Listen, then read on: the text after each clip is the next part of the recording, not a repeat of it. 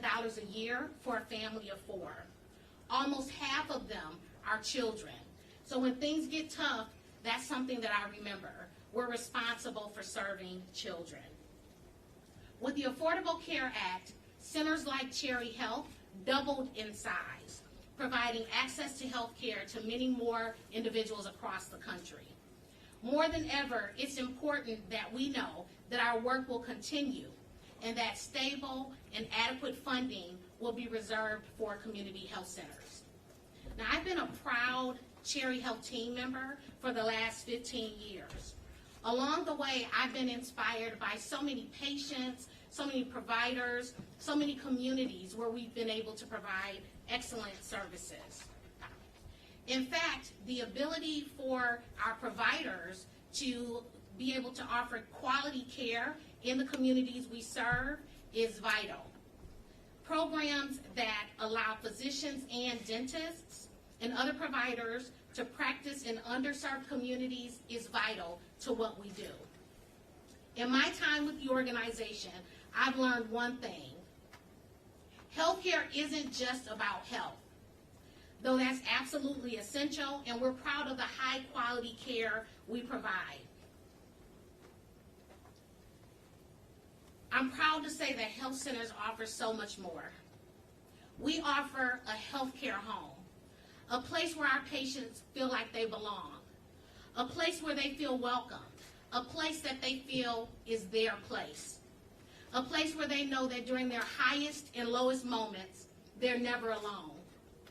They have a care team fighting for them in all that they do in their pursuit of optimal health. Health centers like Cherry Health restore hope, improve health, and transform lives. I'm sure I speak for all health centers when I say that I'm fortunate, and we are fortunate, to have support on both sides of the aisle. This is a true testament to the incredible impact health centers have in the communities we serve. For every dollar invested in health centers, we're able to show just about $6 worth of economic impact across the country.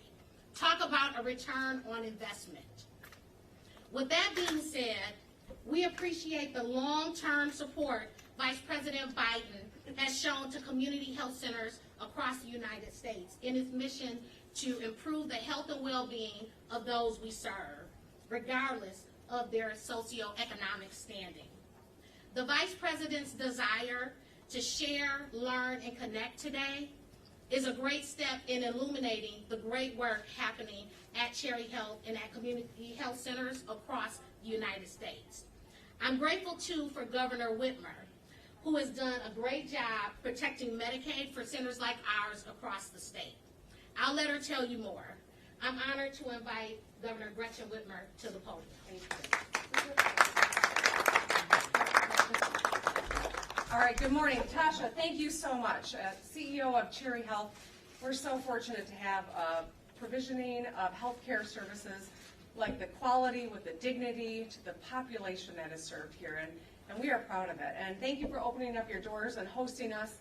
This is a nonpartisan entity, but I am here to introduce my good friend Joe Biden. Now, I'm going to tell you, we've watched this primary play out. We saw lots of talented people on the stage, sources of inspiration in each person. But in these last week, going up to this primary, people have been asking me, what are you going to do and why? I wanted to be very clear. I'm supporting Joe Biden, but I wanted people to understand why. You know, as a first-term legislator, I was, like a lot of people, a member of the sandwich generation. I had just given birth to my first child, who is skipping school to be here with us today, and I was taking care of my mom at the end of her life. I'll write her an excuse, maybe. Taking care of my mom at the end of her life. I was just starting a new job in the legislature, and I had to fight an insurance company that was wrongfully denying my mom's chemotherapy. Healthcare is personal, and that's why doing this event at Cherry Health we thought was incredibly powerful. Healthcare is on this ballot. I have commiserated with Joe Biden about the same kind of brain tumor that took my mom's life was one that took Bo's life. I know his commitment to healthcare.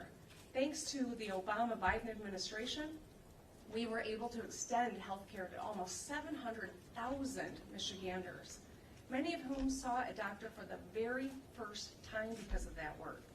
When our back was against the wall, it was the Obama-Biden administration that helped the auto industry and helped us strengthen our economy to come roaring back, and it's been a good thing for our national economy. These are the things that I base my decision on. Joe's running a campaign that is focused on showing up, staying focused on the dinner table issues, having a body of work to show that he can get things done, and building a coalition where everyone can find a space in it. I am proud to be supporting Joe Biden for president. I cast my vote last week. I'm hoping that anyone who's watching and paying attention knows here in Michigan, you cast a vote and you want to change it, you still have the ability to do that. You don't have to show up at the ballot tomorrow, you can show up today. We're grateful for this broad coalition, supported by a lot of people who were on that stage early in the process. That's what this is all about, bringing America together, focusing on health care, ensuring that people have a real path to prosperity in this country.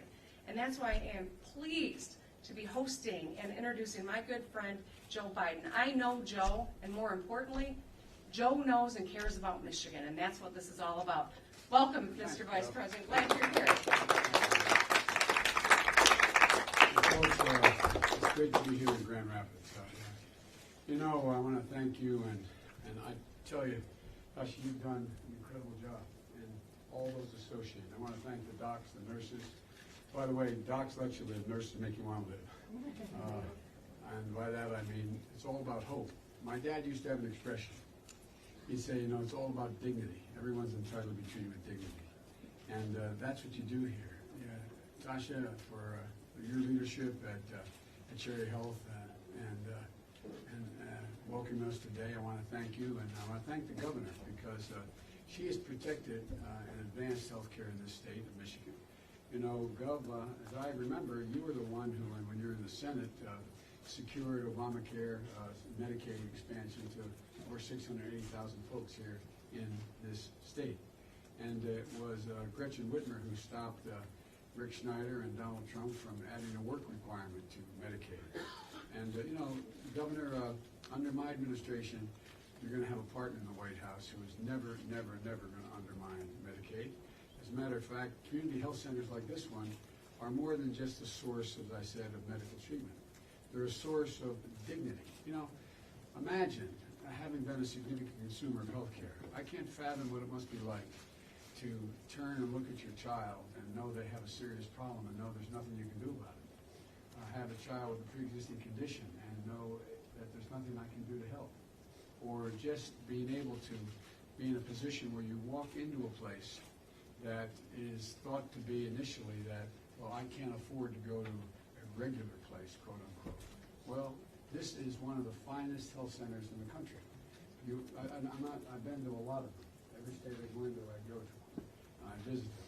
And Cherry Health is where they come to not only get help with ease their fears, get checkups or critical screening, to get mental health counseling, which we so badly need to increase exponentially, or get treatment for substance abuse. You know, we learned a lot over the last 10, 12 years. You know, substance abuse does not cause mental health problems. Mental health problems cause substance abuse. And so there's so much you do here that it just is, it's pretty amazing. And, you know, to get your vision checked or dental care.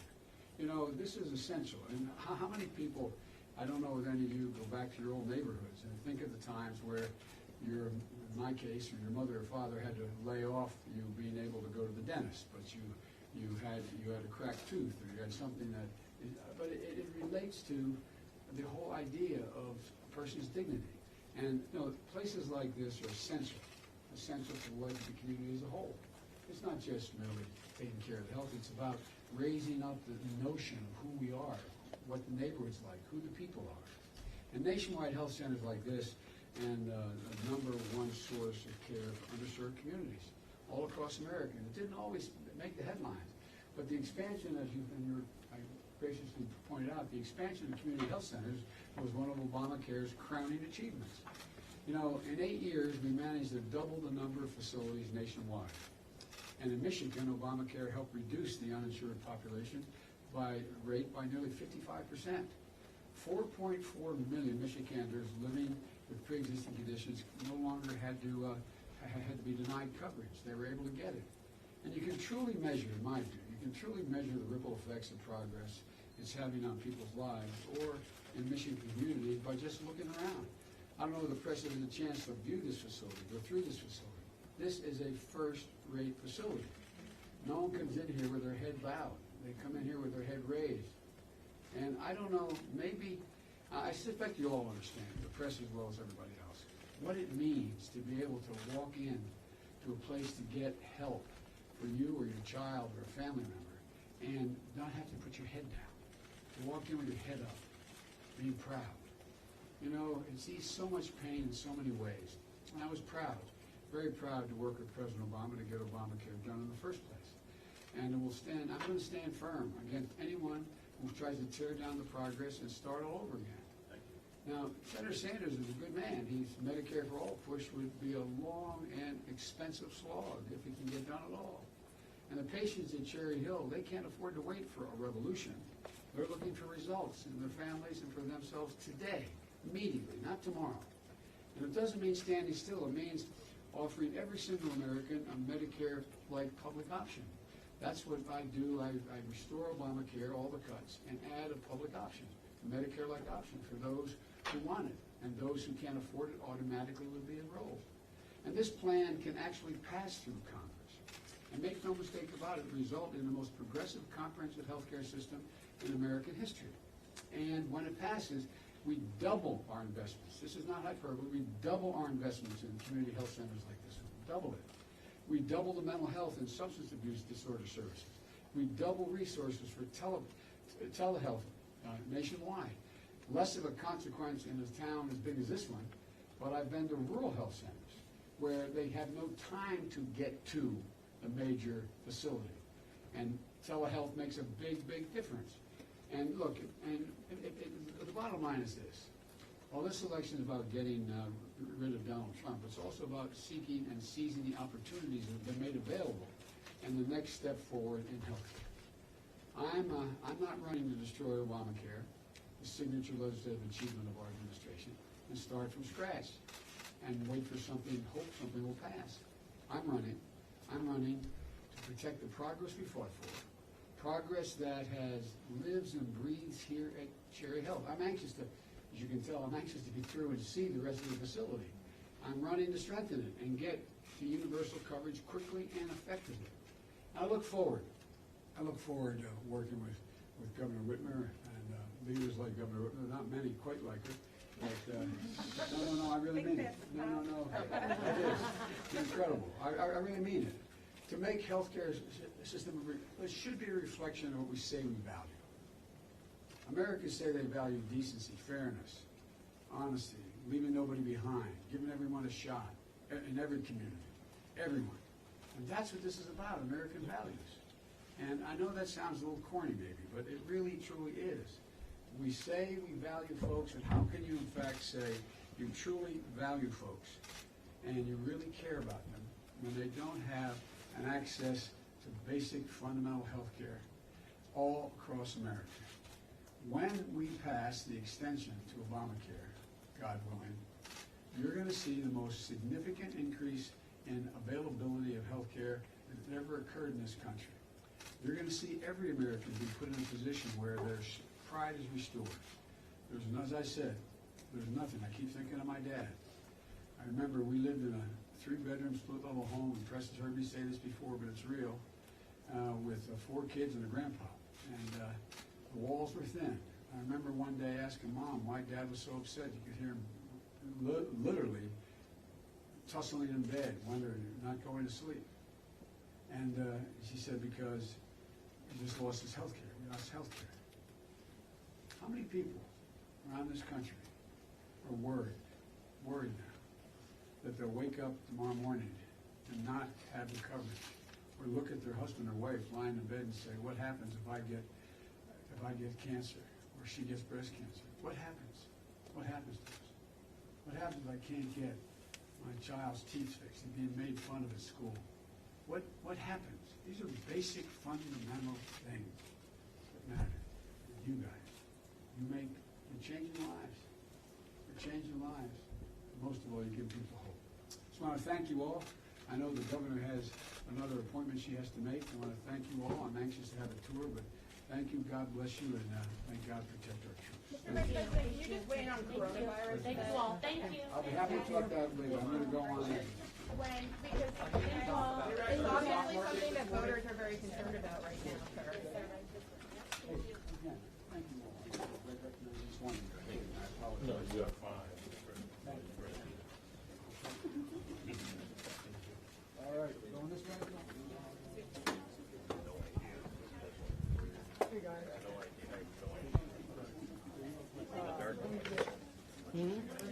Good question.